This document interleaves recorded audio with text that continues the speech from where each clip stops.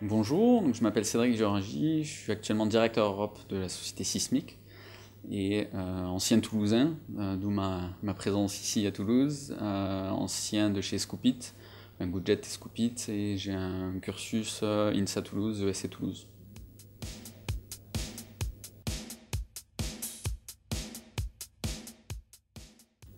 Alors l'aventure Sismic, elle a 4 ans. Sismic est une société qui a été fondée par un entrepreneur un peu connu qui s'appelle Loïc Lemer.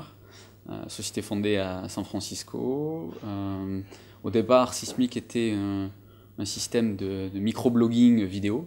Donc les gens pouvaient discuter par micro-vidéo. Et puis la société a pas mal évolué. Au bout de 2 ans, ça a été plutôt concentré sur un agrégateur de réseaux sociaux, donc les applications Sismic qui se trouvent sur iPhone, Android, Sismic Web ou Desktop. Et puis depuis à peu près mon arrivée, c'est-à-dire en début d'année 2011, on se concentre sur une solution d'entreprise pour aider les entreprises sur leurs besoins en applications sociales et notamment mobiles, donc des applications mobiles avec un partenariat très fort avec Salesforce qui édite une solution CRM qui est leader sur le marché.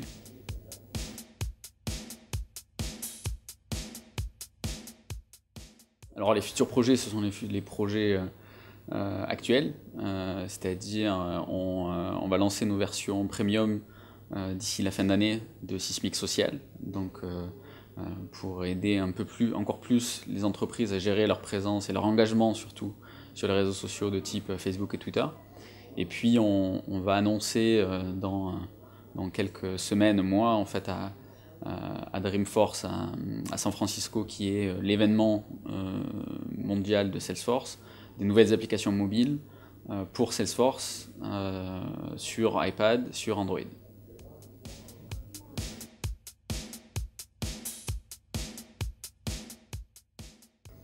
Alors le social media pour les entreprises, on ne peut plus se poser la question de est-ce que c'est important ou pas. La question est plus de se dire bon mais comment en tant qu'entreprise je me positionne, je engage la conversation ou je rejoins une conversation.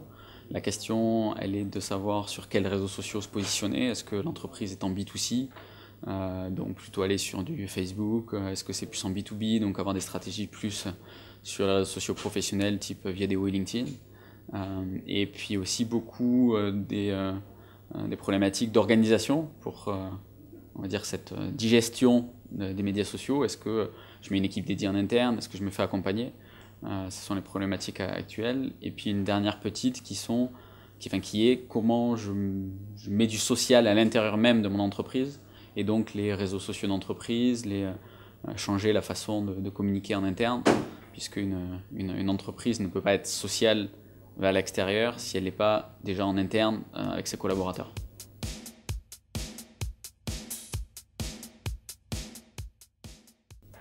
Alors, ce qu'apporte une application mobile dans une stratégie CRM, si je remonte d'un niveau déjà sur les applications mobiles business au sens large, le marché actuel des entreprises fait qu'elles ont besoin de plus en plus d'applications métiers, puisque les collaborateurs sont de plus en plus mobiles. Ils ont à titre personnel des usages de plus en plus importants sur leur iPhone personnel, sur leur iPad chez eux dans leur canapé.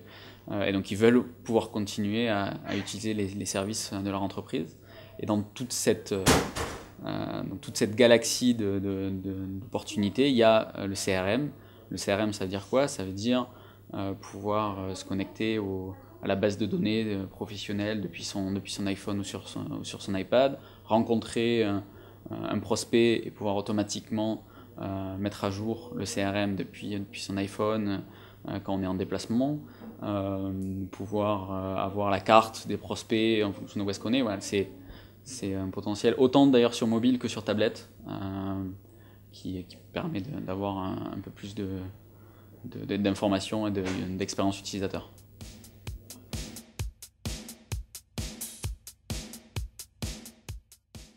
Alors les facteurs clés d'une application mobile en quelques mots, hein, parce qu'on pourrait y passer plus qu'une minute, c'est s'adapter au système d'exploitation déjà qu'on vise. On ne développe pas une application Android comme on développe une application iPad.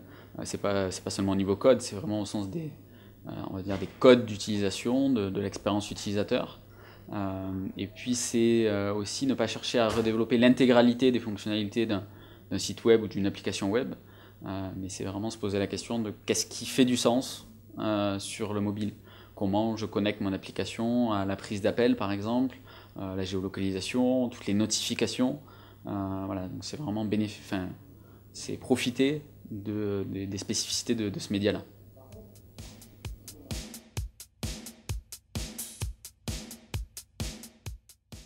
Ce que Sismic permet au niveau de tout ce qui est engagement sur les médias sociaux, notre application est disponible sur plusieurs plateformes, donc à la fois web ou desktop et mobile, donc ça permet on peut retrouver, indépendamment du device utilisé, on peut retrouver son suivi de l'engagement, donc de la conversation qui peut se passer sur Twitter et sur Facebook. On a un outil qui s'appelle Sismic Desktop où il y a 80 partenaires qui ont développé soit pour accéder à un réseau social différent ou des fonctions différentes, Scoopit par exemple, mais aussi Cloud pour la mesure d'influence, Viadeo et LinkedIn. Donc ça permet d'avoir une espèce d'App Store du Community Manager. Mais là où on se démarque le plus, c'est vraiment sur l'accès mobile avec nos applications iPhone, Android et Windows Phone 7. Donc la dernière page Facebook qui m'a plu, Michel et Augustin. Dernier compte Twitter, alors j'en ajoute 2 ou 3 par jour. Stade Toulousain. Stade Toulousain qui est arrivé un peu tardivement sur Twitter, si on compare par exemple au TFC, qui a été présent très tôt. Et je suis carrément plus rugby que foot, donc j'attendais Stade Toulousain.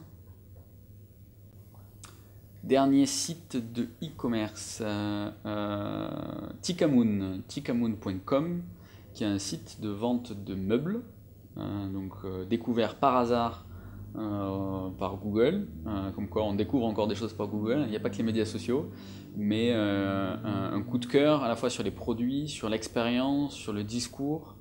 Voilà, c'est un site e-commerce, mais il crée une marque, il crée une identité, donc très intéressant. Le dernier site innovant, on en a quelques-uns qui sortent tous les jours. Je ne vais pas dire Google+, je vais prendre un français, Planning TV, qui est une jeune start-up qui vous permet d'avoir votre Planning TV personnalisé et qui vous fait des alertes. Par exemple, si vous êtes fan du Stade Toulousain, dès qu'il y a un match ou dès qu'il y a le Stade Toulousain qui passe sur une émission de sport, voilà, et donc vous avez votre alerte. Et c'est connecté au social graph Facebook, donc c'est fait de façon très maligne. La dernière campagne de com 2.0, c'est celle que j'ai bien aimée, c'est celle de L'Oréal pour Ménène, avec leur déodorant, où ils faisaient de l'incrustation et un parcours dans une dizaine de sites, donc il y avait toute une histoire. Enfin, niveau techno, c'était plutôt pas mal et ça a bien marché. Le dernier blog vu, il y en a tellement. Un blog américain qui s'appelle Marketo, blog.marketo.com, qui est un blog dédié à tout l'écosystème Salesforce et donc tout ce qui est CRM, et qui est vraiment une référence sur les blogs B2B marketing aux États-Unis. YouTube, Vimeo ou Dailymotion. Vimeo pour la qualité des vidéos. Google ou Bing, Google, sans hésitation.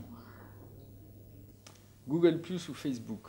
Alors déjà j'aurais dit Google Plus ou Twitter, puisque moi je le vois plus en opposition de Twitter. Et là, à l'heure d'aujourd'hui, on est fin juillet 2011, beaucoup plus d'excitation sur Google Plus que sur Twitter. Microsoft ou Apple, sans être un archi-fan ou on va dire un membre de la secte Apple, je vais quand même répondre Apple parce que c'est quand même des appareils, que ce soit mon MacBook Air ou mon iPad, qui sont plutôt pas mal. Alors, qui a fait un buzz avec sa vidéo, avec la vidéo putain? C'est quelqu'un qu'on connaît très bien, puisque c'est Michel Chmielewski, qui a récemment rejoint l'équipe Sismic il y a un mois.